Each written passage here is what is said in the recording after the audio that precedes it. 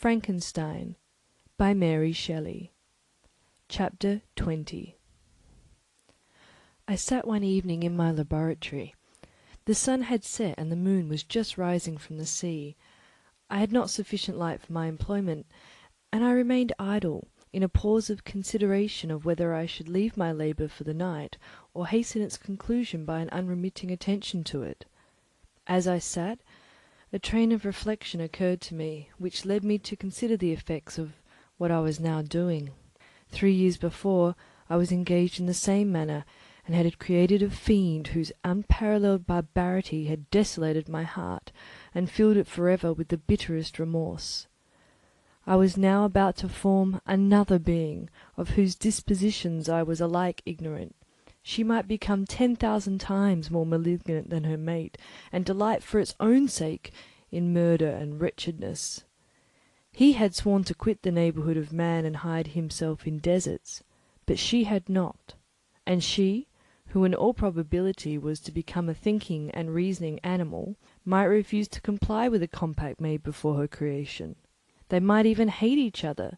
The creature who already lived loathed his own deformity, and might he not conceive a greater abhorrence for it when it came before his eyes in the female form?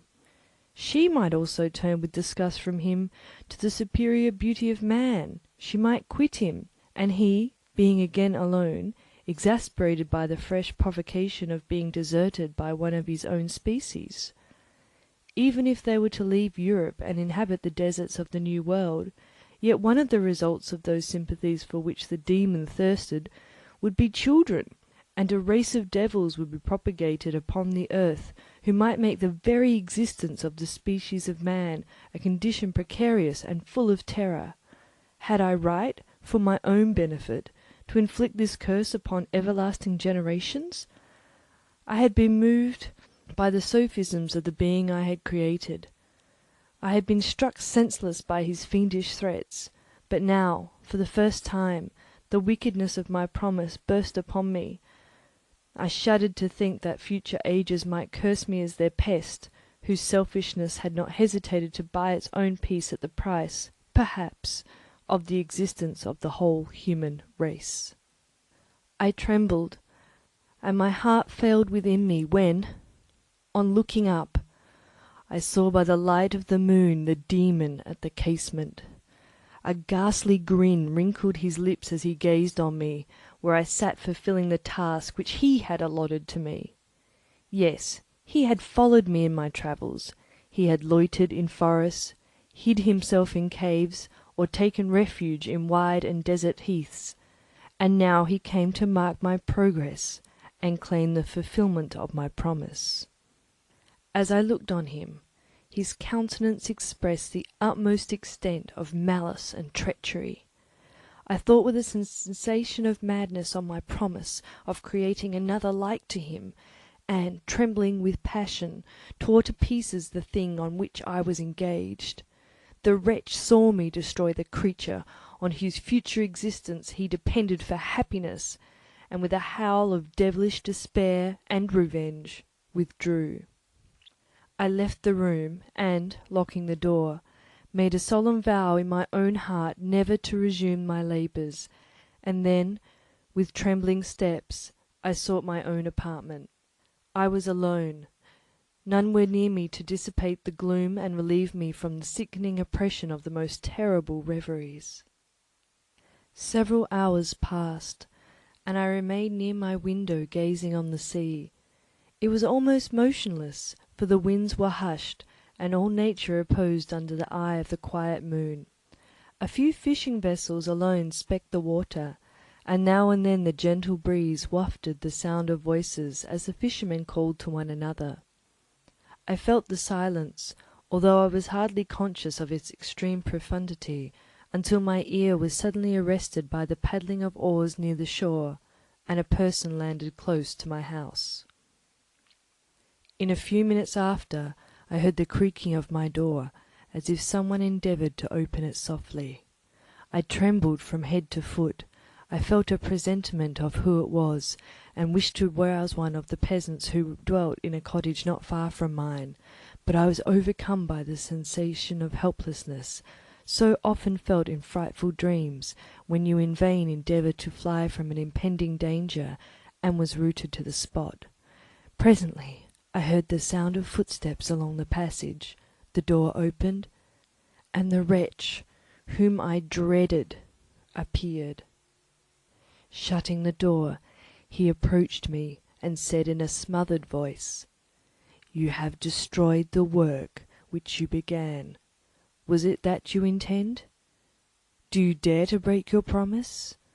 I have endured toil and misery. I left Switzerland with you.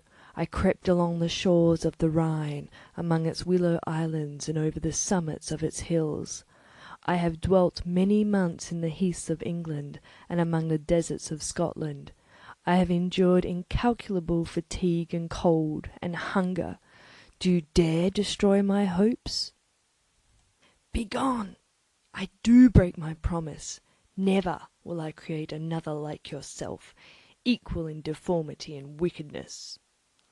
Slave, I before reasoned with you, but you have proved yourself unworthy of my condescension. Remember that I have power. You believe yourself miserable, but I can make you so wretched that the light of day will be hateful to you. You are my creator, but I am your master. Obey! The hour of my irresolution is past, and the period of your power is arrived. Your threats cannot move me to do an act of wickedness, but they confirm in me a determination of not creating you a companion in vice.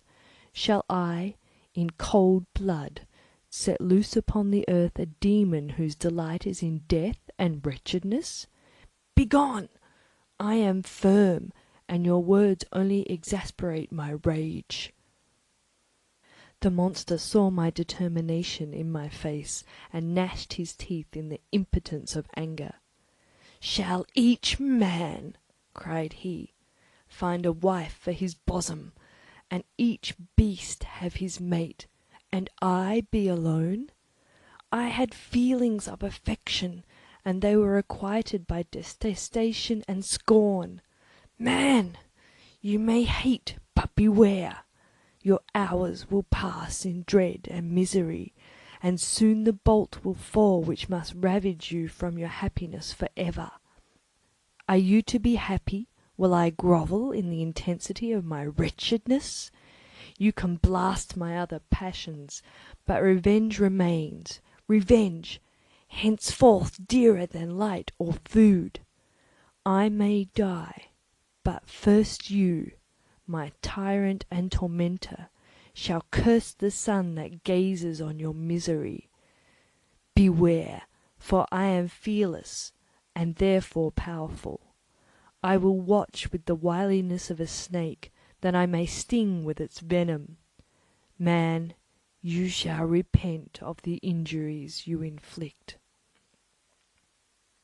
Devil, cease, and do not poison the air with these sounds of malice. I have declared my resolution to you, and I am no coward to bend beneath words. Leave me. I am inexorable. It is well. I go. But remember, I shall be with you on your wedding night." I started forward and exclaimed, "Villain! Before you sign my death warrant, be sure that you yourself are safe." I would have seized him, but he eluded me and quitted the house with precipitation. In a few moments I saw him in his boat, which shot across the waters with an arrowy swiftness, and was soon lost amidst the waves. All was again silent, but his words rang in my ears. I burned with rage to pursue the murderer of my peace and precipitate him into the ocean. I walked up and down my room hastily and perturbed, while my imagination conjured up 1,000 images to torment and sting me. Why had I not followed him and closed with him in mortal strife? But I had suffered him to depart, and he had directed his course towards the mainland. I shuddered to think who might be the next victim sacrificed to his insatiate revenge. And then I thought again of his words, "I will be with you on your wedding night." That, then, was the period fixed for the fulfilment of my destiny. In that hour I should die and at once satisfy and extinguish his malice. The prospect did not move me to fear, yet when I thought of my beloved Elizabeth, of her tears and endless sorrow, when she should find her lover so barbarously snatched from her, tears, the first I had shed for many months, streamed from my eyes, and I resolved not to fall before my enemy without a bitter struggle. The night passed away, and the sun rose from the ocean. My feelings became calmer, if it may be called calmness when the violence of rage sinks into the depths of despair. I left the house, the horrid scene of last night's contention, and walked on the beach of the sea, which I almost regarded as an insuperable barrier between me and my fellow creatures. Nay, a wish that such should prove the fact stole across me. I desired that I might pass my life on that barren rock, wearily, it is true, but uninterrupted by any sudden shock of misery.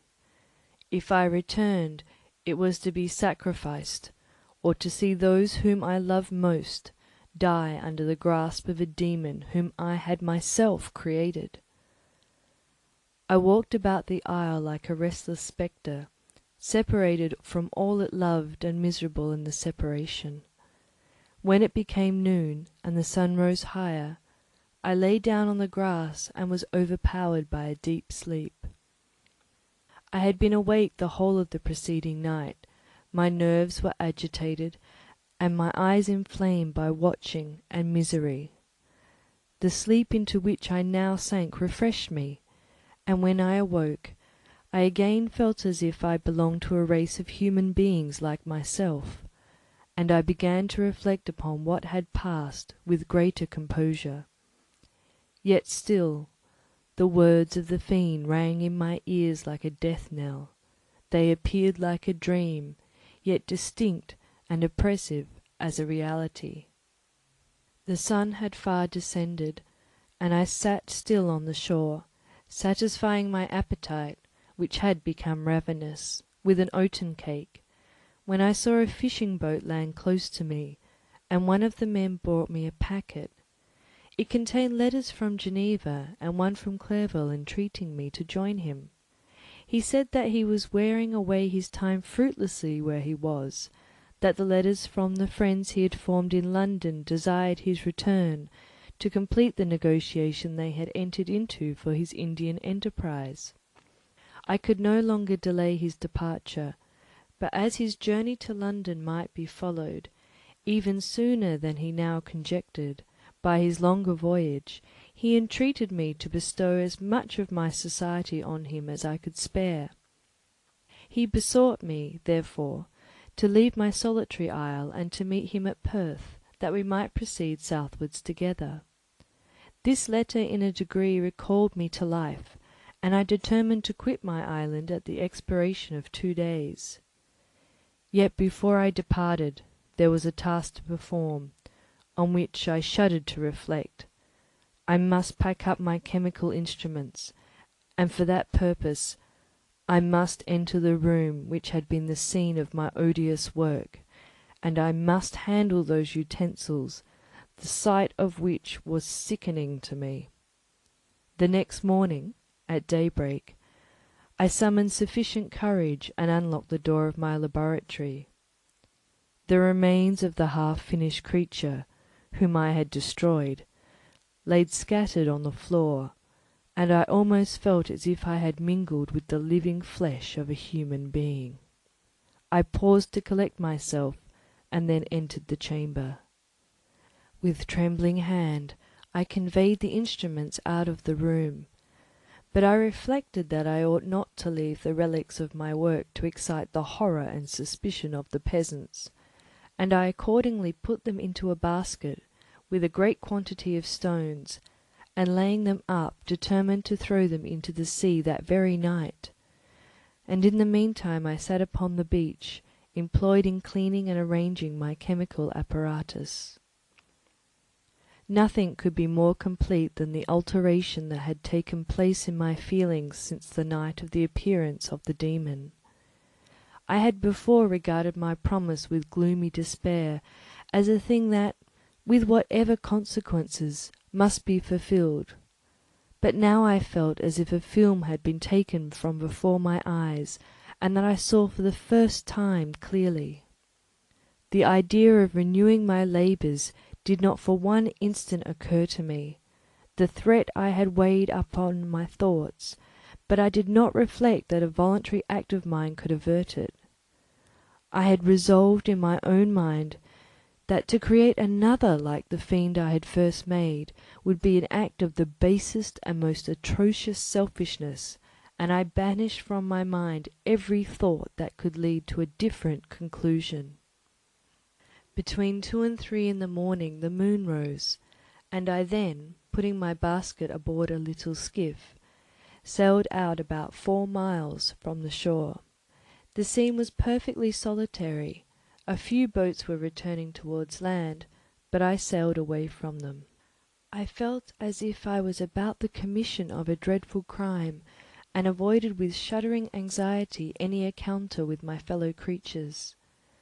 At one time the moon, which had been before clear, was suddenly overspread by a thick cloud, and I took advantage of the moment of darkness, and cast my basket into the sea. I listened to the gurgling sound as it sank, and then sailed away from the spot. The sky became clouded, but the air was pure, although chilled by the north-east breeze that was then rising. But it refreshed me and filled me with such agreeable sensations that I resolved to prolong my stay on the water, and fixing the rudder in a direct position, stretched myself at the bottom of the boat. Clouds hid the moon, everything was obscure, and I heard only the sound of the boat as its keel cut through the waves. The murmur lulled me, and in a short time I slept soundly. I do not know how long I remained in this situation, but when I awoke I found that the sun had already mounted considerably. The wind was high, and the waves continually threatened the safety of my little skiff. I found the wind was north-east, and must have driven me far from the coast from which I had embarked. I endeavoured to change my course, but quickly found that if I again made the attempt the boat would instantly fill with water. Thus situated, my only resource was to drive before the wind. I confess that I felt a few sensations of terror. I had no compass with me, and was so slenderly acquainted with the geography of this part of the world that the sun was of little benefit to me. I might be driven into the wild Atlantic, and feel all the tortures of starvation, or be swallowed up in the immeasurable waters that roared and buffeted around me. I had already been out many hours, and felt the torment of a burning thirst, a prelude to my other sufferings. I looked upon the heavens, which were covered by clouds that flew before the wind, only to be replaced by others. I looked upon the sea. It was to be my grave. "Fiend!" I exclaimed, "your task is already fulfilled." I thought of Elizabeth, of my father, and of Clerval, all left behind, on whom the monster might satisfy his sanguinary and merciless passions. This idea plunged me into a reverie so despairing and frightful that even now, when the scene is on the point of closing before me for ever, I shudder to reflect on it. Some hours passed thus, but by degrees, as the sun declined towards the horizon, the wind died away into a gentle breeze, and the sea became free from breakers. But these gave place to a heavy swell. I felt sick and hardly able to hold the rudder, when suddenly I saw a line of high land towards the south. Almost spent as I was by fatigue and the dreadful suspense I had endured for several hours, this sudden certainty of life rushed like a flood of warm joy to my heart, and tears gushed from my eyes. How mutable are our feelings, and how strange it is that the clinging love we have of life, even in the excess of misery! I constructed another sail with a part of my dress, and eagerly steered my course towards the land. It had a wild and rocky appearance, but as I approached nearer, I easily perceived the traces of cultivation. I saw vessels near the shore, and found myself suddenly transported back to the neighbourhood of civilized man. I carefully traced the windings of the land, and hailed a steeple at which I at length saw issuing from behind a small promontory. As I was in a state of extreme debility, I resolved to sail towards the town, as a place where I could most easily procure nourishment. Fortunately, I had money with me. As I turned the promontory, I perceived a small neat town and a good harbour, which I entered, my heart bounding with joy at my unexpected escape. As I was occupied in fixing the boat and arranging the sails, several people crowded towards the spot. They seemed much surprised at my appearance, but, instead of offering me any assistance, whispered together with gestures that, at any other time, might have produced in me a slight sensation of alarm. As it was, I merely remarked that they spoke English, and I therefore addressed them in that language. "My good friends," said I, "will you be so kind as to tell me the name of this town, and inform me where I am?" "You will know that soon enough," replied a man with a hoarse voice. "Maybe you come to a place that will not prove much to your taste, but you will not be consulted as to your quarters, I promise you." I was exceedingly surprised on receiving so rude an answer from a stranger, and I was also disconcerted on perceiving the frowning and angry countenances of his companions. "Why do you answer me so roughly?" I replied. "Surely it is not the custom of Englishmen to receive strangers so inhospitably." "I do not know," said the man, "what the custom of the English may be, but it is the custom of the Irish to hate villains." While this strange dialogue continued, I perceived the crowd rapidly increase.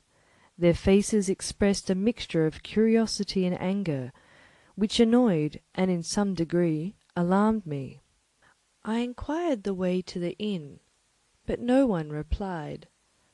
I then moved forward, and a murmuring sound arose from the crowd as they followed and surrounded me, when an ill-looking man approaching tapped me on the shoulder and said, "Come, sir, you must follow me to Mr. Curwen's to give an account of yourself." "Who is Mr. Curwen? Why am I to give an account of myself? Is this not a free country?" "Ay, sir, free enough for honest folks. Mr. Curwen is a magistrate, and you are to give an account of the death of a gentleman who was found murdered here last night." This answer startled me, but I presently recovered myself. I was innocent. That could easily be proved. Accordingly, I followed my conductor in silence, and was led to one of the best houses in the town. I was ready to sink from fatigue and hunger, but being surrounded by a crowd, I thought it politic to rouse all my strength, so that no physical debility might be construed into apprehension or conscious guilt. Little did I then expect the calamity that was in a few moments to overwhelm me and extinguish in horror and despair all fear of ignominy or death. I might pause here, for it requires all my fortitude to recall the memory of the frightful events which I am about to relate in proper detail to my recollection.